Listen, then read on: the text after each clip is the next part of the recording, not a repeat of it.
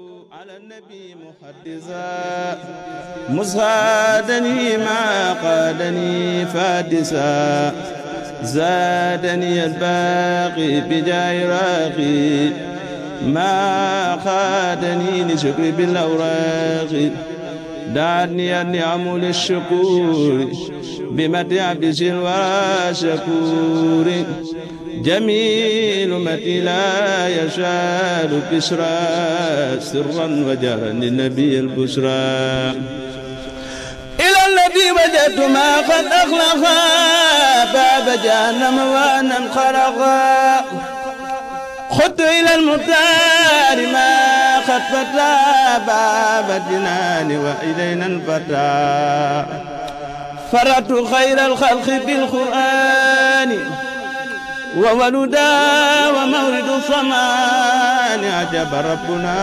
بجاه المصطفى بيني وبين كل ما لا يصطفى حجب ربنا بجاه المصطفى بيني وبين كل ما لا يصطفى حجب ربنا بجاه المصطفى بيني وبين كل ما لا يصطفى خلب لله نمة المجتبى وليجود بردا ما يكتبى ثب الإله بالنبي درا إلى سواي قائدا للبرا تابت حياتي بالنبي المنتقى وانقاد لما ودوس التقى نويت شكر مالك على النبي رمت كل أقرب وأجنبي خادني الإله ما بضر كوني عبده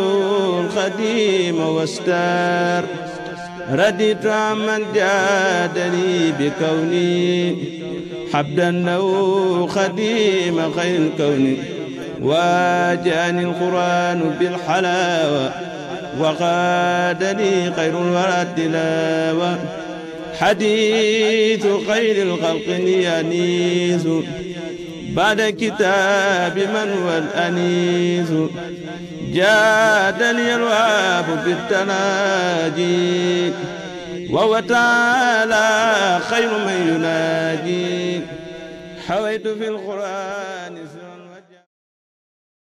بسم الله الرحمن الرحيم إنا أنزلناه في ليلة القدر وما أدراك ما ليلة القدر ليلة القدر خير من 1000 شهر تنزل الملائكة والروح فيها بإذن ربهم من كل أمر سلام هي حتى مطلع الفجر.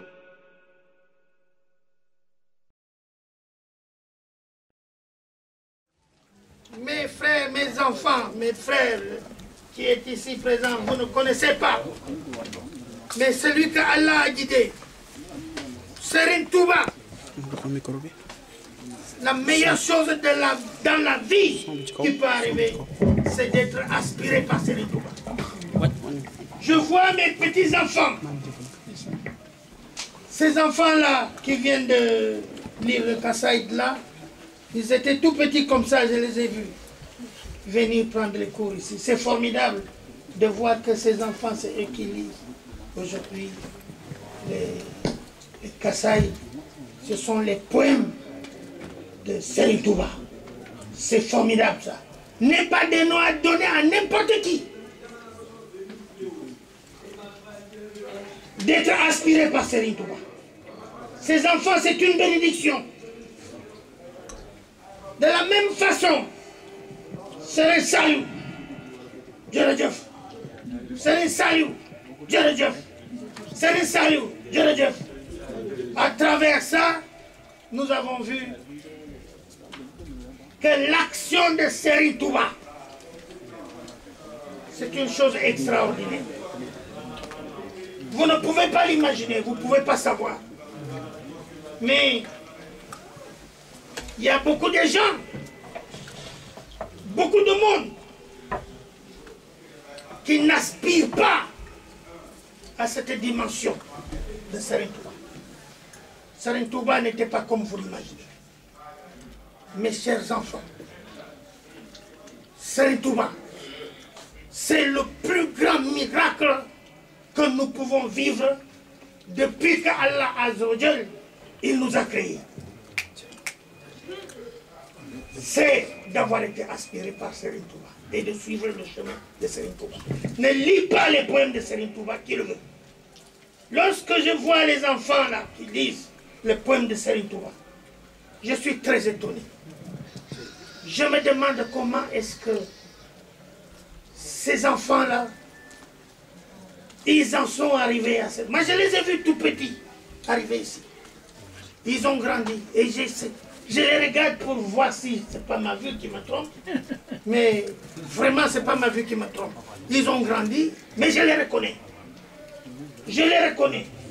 Et ils apportent quelque chose d'extraordinaire.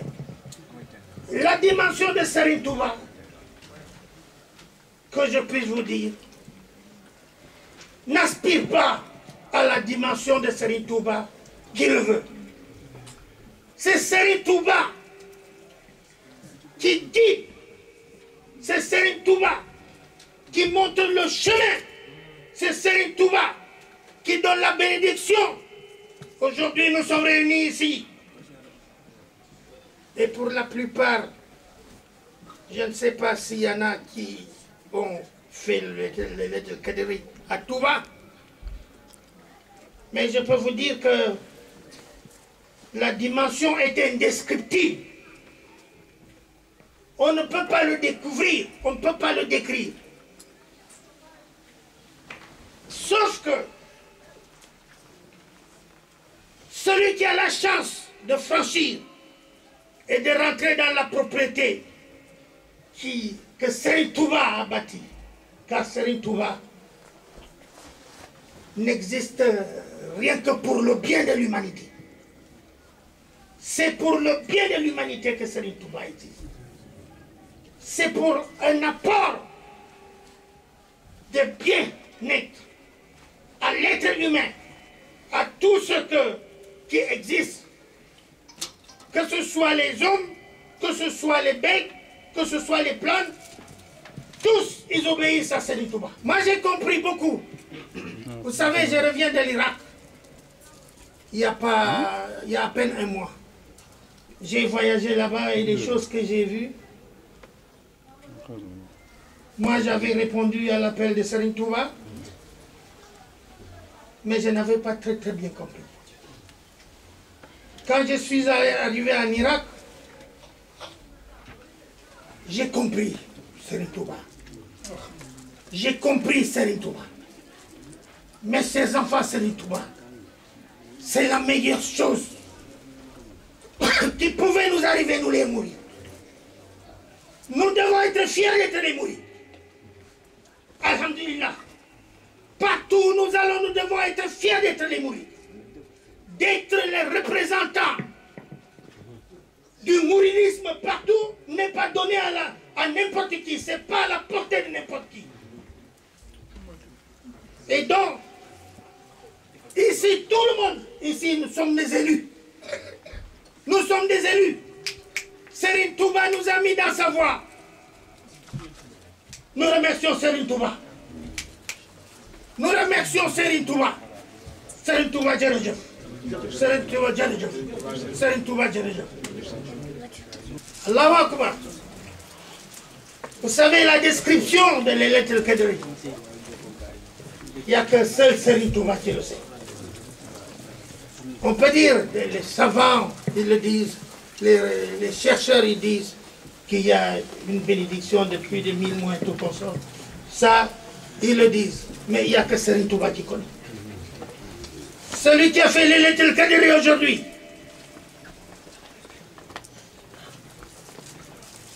Ah, je peux vous dire une seule chose, c'est que celui qui a franchi la limite de la propriété de Serigne Touba et qui se retrouve dedans est quelqu'un qui est sauvé définitivement du feu de l'enfer. C'est pourquoi je suis très content. Je suis très content et très fier, je peux vous dire. Je marche partout, je tape du poing sur la table. Eh bien, je peux vous dire une chose. J'ai une très grande fierté. Mais la fierté que j'ai, c'est parce que je suis sûr et je suis certain d'avoir été happé par Serigne Touba. Parce que Serigne Touba est celui qui assure non seulement la protection à tous ceux qui sont dans la voie qu'il a choisie pour eux. Et nous vous remercions beaucoup. Nous vous remercions beaucoup.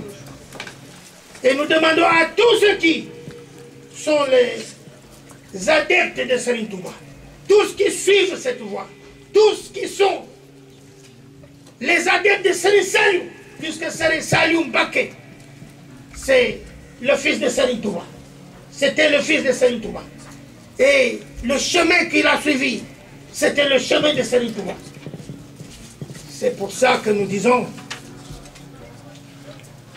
et nous lui demandons d'apporter sa grande bénédiction, dont lui seul sait, il connaît la dimension. Il n'y a que lui, personne d'autre ne peut savoir. Qu'il puisse bénir tout ce monde-là, ce que nous voyons et ce que nous ne voyons pas. Parce que Serigne Touba n'est pas seulement pour nous, il est aussi pour les génies, il est aussi pour des gens que nous connaissons, que nous ne connaissons pas. C'est la maison de Serigne Touba doit être fier, celui qui a mis les pieds ici. Serigne Touba, c'est lui qui a, de son propre argent, offert aux musulmans, offert à tous qui doivent apprendre la science. Il a même demandé à ce que les gens qui ne sont pas musulmans viennent ici pour rencontrer les musulmans. N'est-ce pas l'esprit de la grande ouverture, l'esprit de la grande tolérance, l'esprit du grand pardon, quand on sait très bien que Serigne Touba est celui qui a sorti et qui a tendu la main à celui qui a été son pire ennemi, qui lui a voulu tant de mal, mais Serigne Touba a été celui qui l'a sauvé. Et c'est ça qu'il nous a communiqué. Nous sommes ici pour apprendre ces leçons extraordinaires. Nous vous remercions beaucoup et nous vous demandons avec les prières, nous demandons à Serigne Touba qui peut et qui sait, il n'y a que lui qui sait les mots qu'il peut utiliser pour nous combler de tous les bienfaits divins. Jërëjëf, jërëjëf. ñoo ngi content. wax ni gone yi nga xamante ne ñoo fi doon jàng suñ borom dafa def tawfeex yoo xam ne ñoom ñëpp daanaka kenn dégg ci wolof ci dëkk bi lañ juddoo ci kër gi ci diir bu gàtt ci ndimbalul suñu borom ci lañu mënee lii ñuy jàng ñuy ñaan yàlla mi nga xam ne moom lépp mu def leen ay jullit yi gën te def leen ay taalibi Sëñ Tuubaa yoo xamante ne Sëñ Tuubaa nangu na seenu taalibi ndax léegi rek li Passangu doon wax ci wàllu liggéey bi nga xam ni mooy liggéey bi ñu fiy liggéey dëgg la sax fii moom kër Sëñ Tuubaa la ndax kër Sëñ Tuubaa moom li Sëñ Murtalaa doon wax kërub lislaam la dañ fiy jàngee njub di fi jàngee ak taalibe di fi jàngee ak dëkku di fi jàng alxuraan di fi jàng xasida ngir nga mën a doon wala nga taxawee taxawaay boo xam ni foo dem ci àdduna foo mën a taxaw ñu xam ni kii nitu diine la yar nañ ko ci lislaam yar nañ ci ak taalibe li nga xamante ne mu ne sul ñàkk mukk di ko wax ci weer wi muy alxuraanul karim di téere bi nga xamante ne mooy téere bi suñu borom wàcce di ak njub ci weer wi la ko wàcce te ci guddi gi ci guddi gi Laylatul Qadr la ko wàcce muy téere bi nga xam ni tënk na ëmb na làmboo na lépp loo xamante ne xeetu njariñ la ak xeeti njub ak xeeti nettali yoo xamante ne société yi ñuy njëkkoon te jiitu woon ñu la nga xamante ne alagoon na leen ak fa nga xam ne yenantu ba leen suñu borom jaarale fa mu jaaral ñoom ñëpp alxuraan nettaliwaat ñu ko ngir mu nekk am njàngale. dafa mel ni sax téere bi moom mën nañ koo tënk rek ci tàmbali bi rek ndax alxuraan moom li muy yaatu li ko tax a jóg mooy lii suñu borom wax ni huddan ak njub rek moo ko tax a jóg. njub gi ko tax a jóg nag yi saa mu wax ni huddan lil muttaqiin wala mun na huddan li naas yii mi ngi jëm ci ñi nga xam ñoo ragal yàlla wala mun na lii mi ngi jëm ci ñoo bindeef yépp waaye boo ko xoolaatee ba ci biir dafa mel ni zalikal kitaabu laa rayba fiihi huddan lil muttaqiin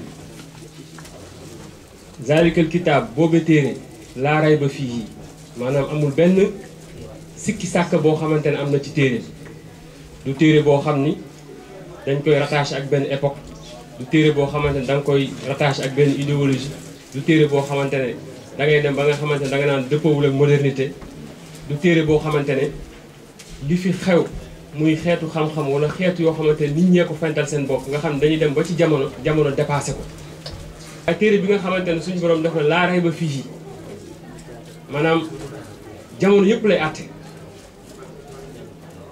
ñi jiitu woon ña topp ci ñoom ba fu ñu mujj alxuraan mën na àtte ak ñoom mooy téere boobu nga xamante ne laa rayba fiihi kon téere boobu jullit bi bu ko yoree li gën ci kaw suuf suñu borom jox na ko kon moom warul jéggaani warul toppee feneen maanaam xam-xam bi muy sottilu wala bi muy balluloo wala tegtal bi muy warul jëlloo warul tukkee fenn lu dul ci alxuraanul karim ndax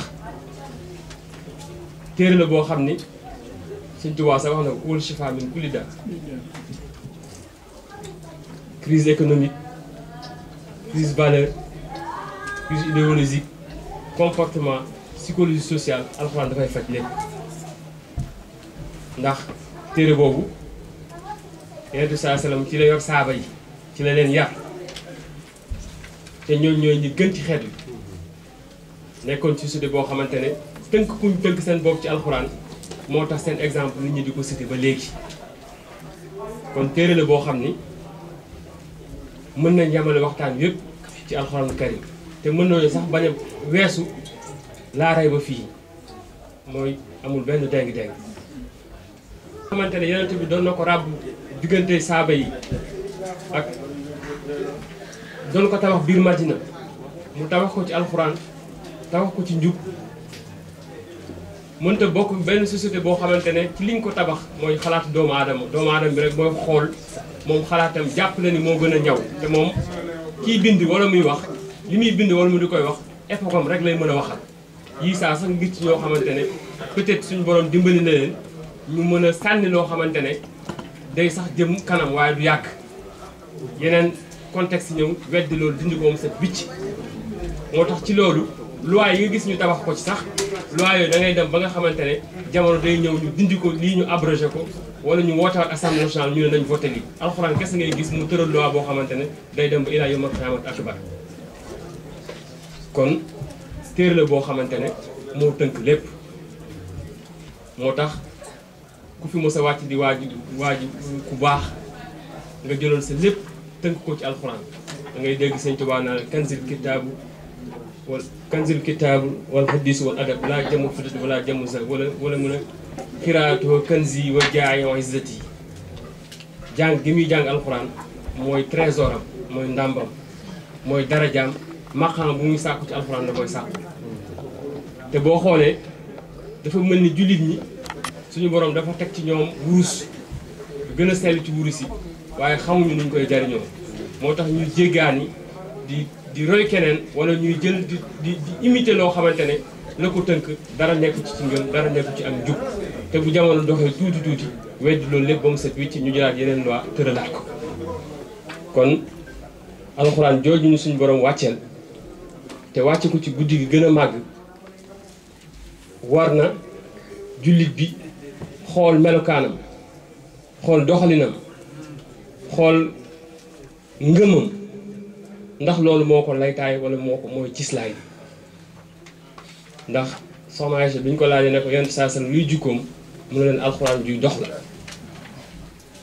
ab jullit da ngay fexe sa jikko sa doxalin ni ngay jëfe nga àttewoo sa lépp ci alxuraanu karim sëñ Tuubaa mboolem digression bu ndaw alxuraan tolloon na ko foo xamante ne diirub lu mu nekk ci liggéeyal yoonu géej gi barab bu mu taxaw aay alxuraan bi suñ borom bi mu koy wàcce di ko àttee noonu nga xamante ne dundam bépp dëkk yi mu sanc nit ñi mu sanc tur yi muy jël ci alxuraan la koy tibbee di ko tuddee ndax dafa dem ba nga xamante ne alxuraan moo tënk léppam noonu la modèle bi nga xamante ne jullit bi gën noonu lay mel boo ne Touba alxuraan indi ko Daaru Salaam alxuraan indi ko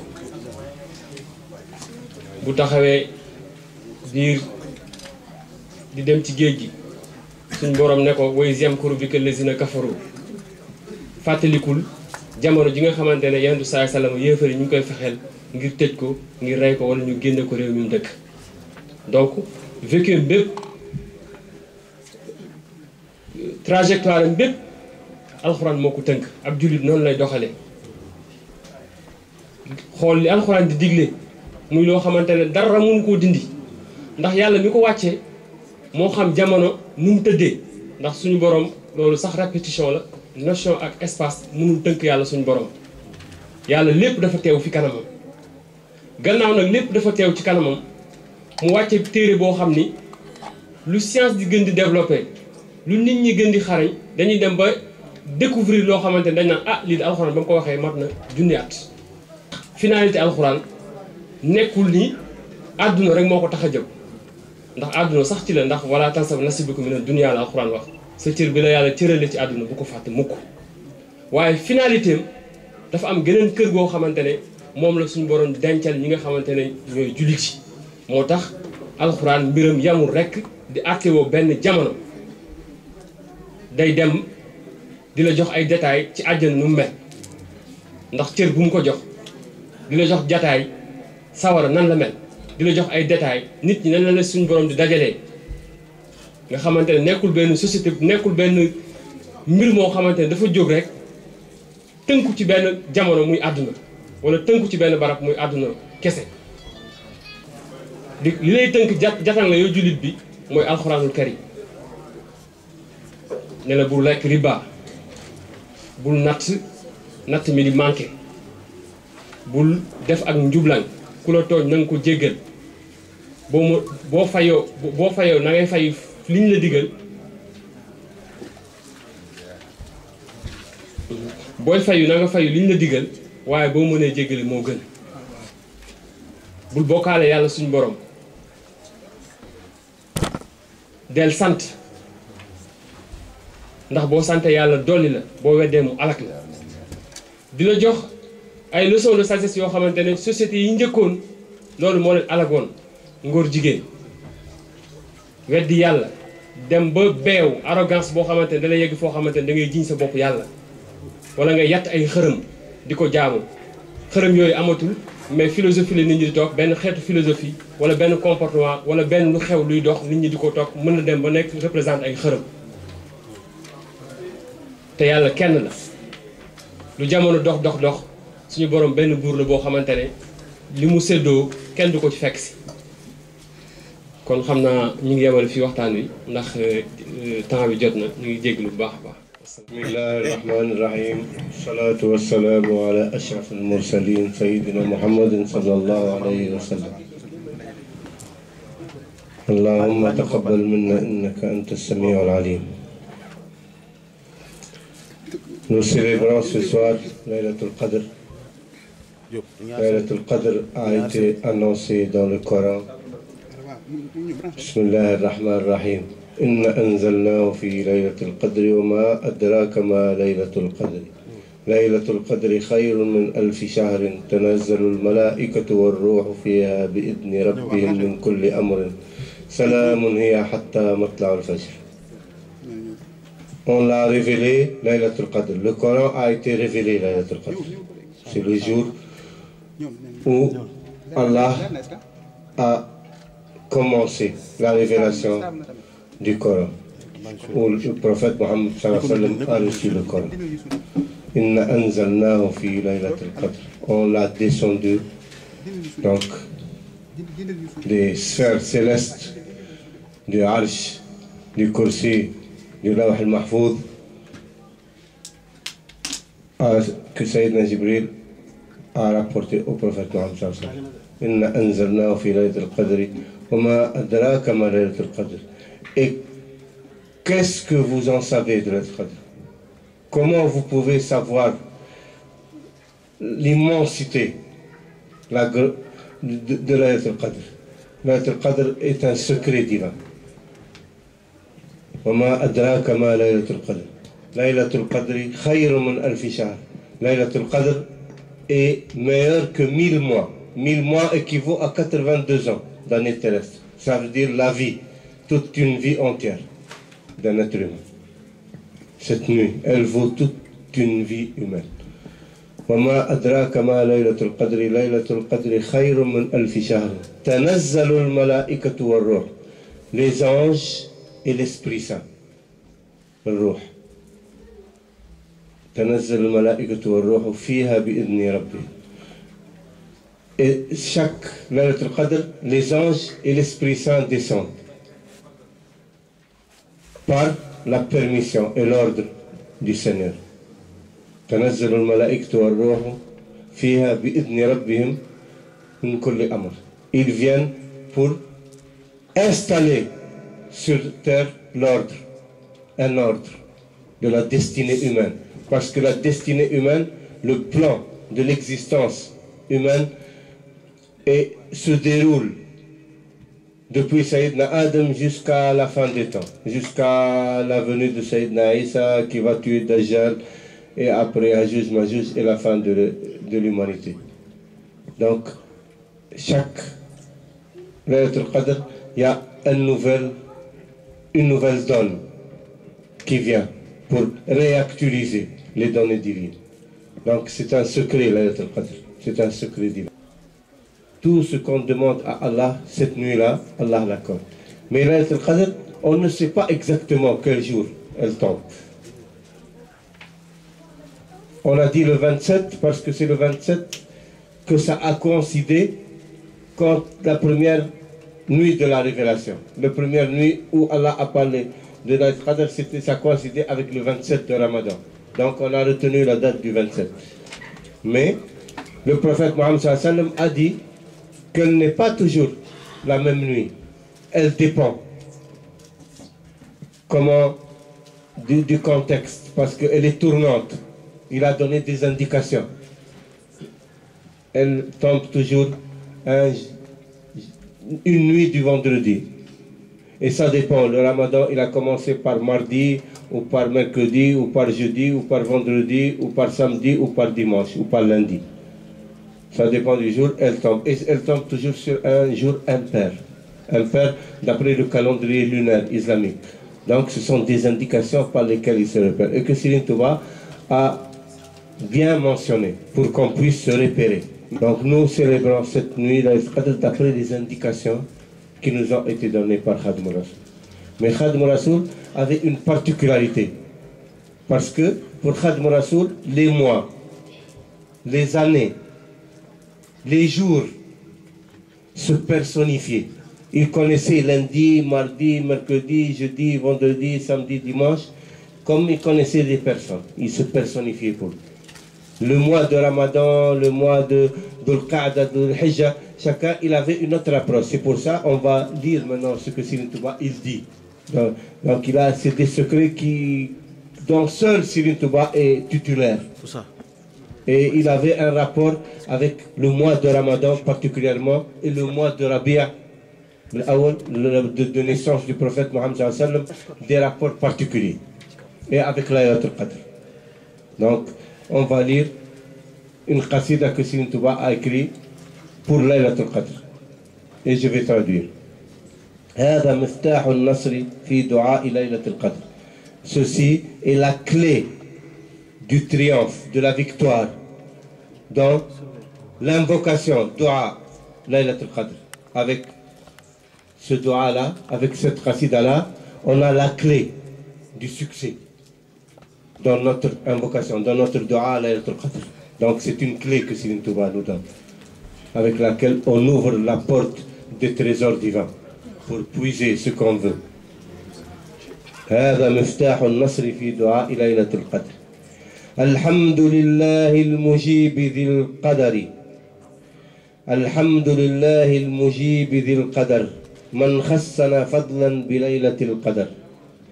Gloire à Allah qui exauce,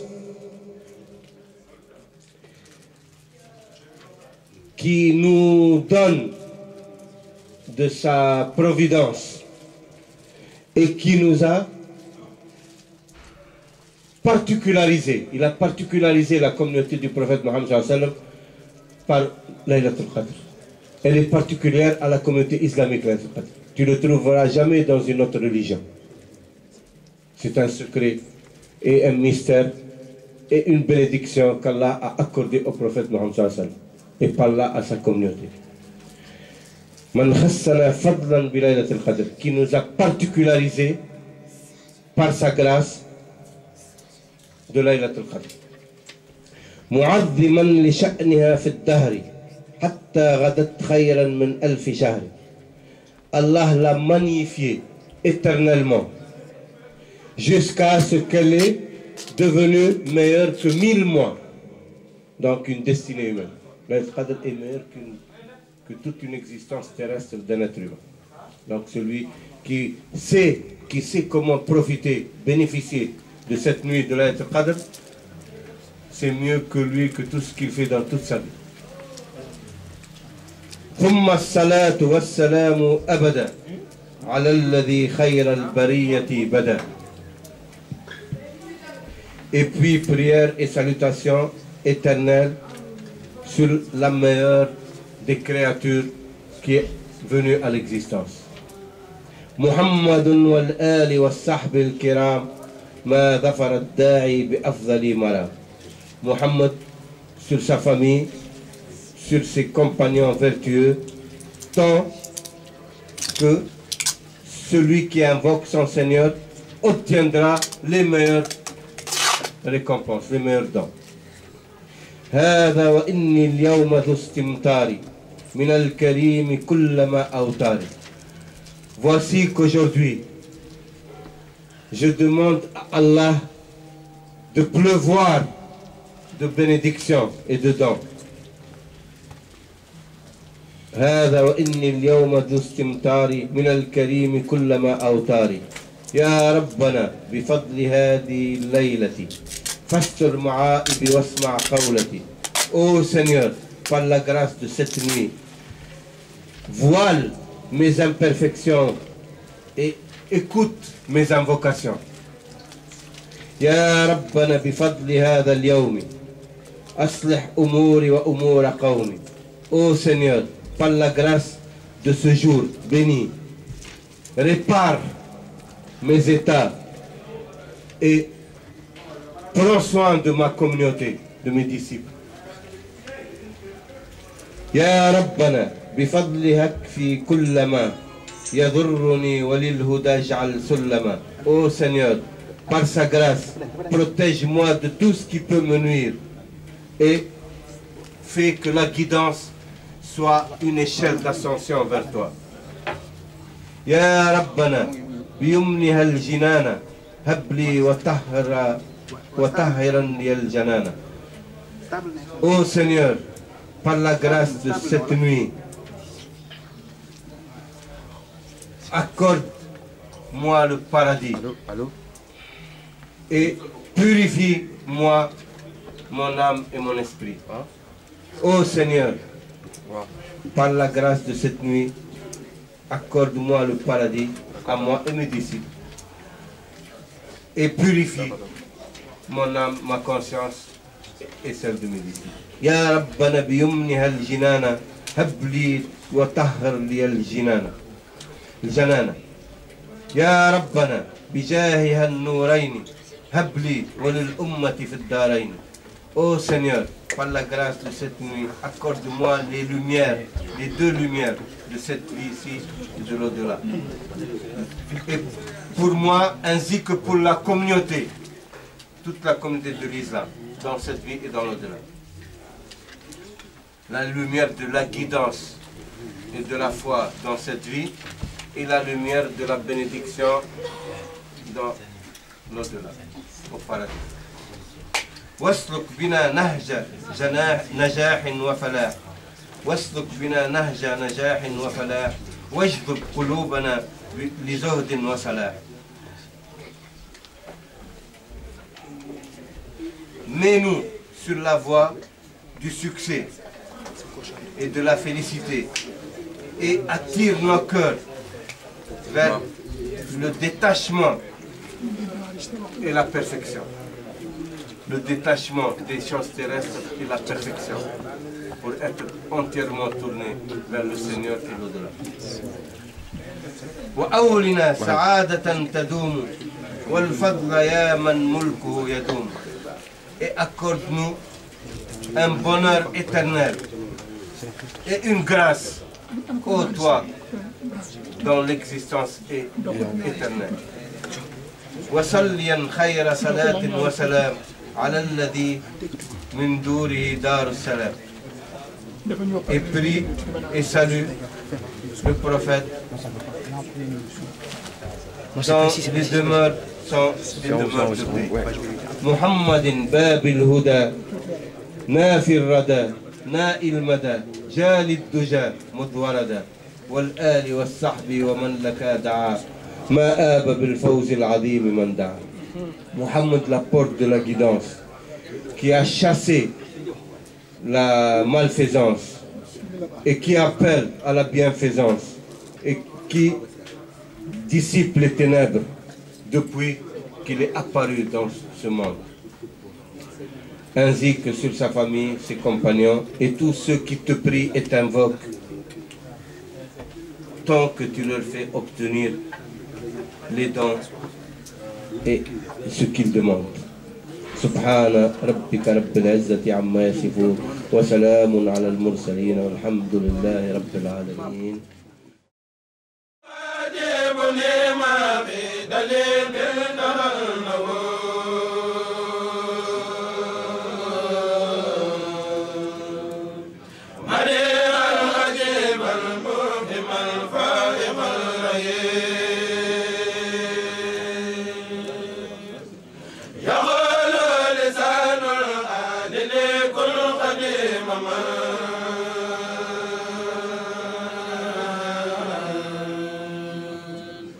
حماك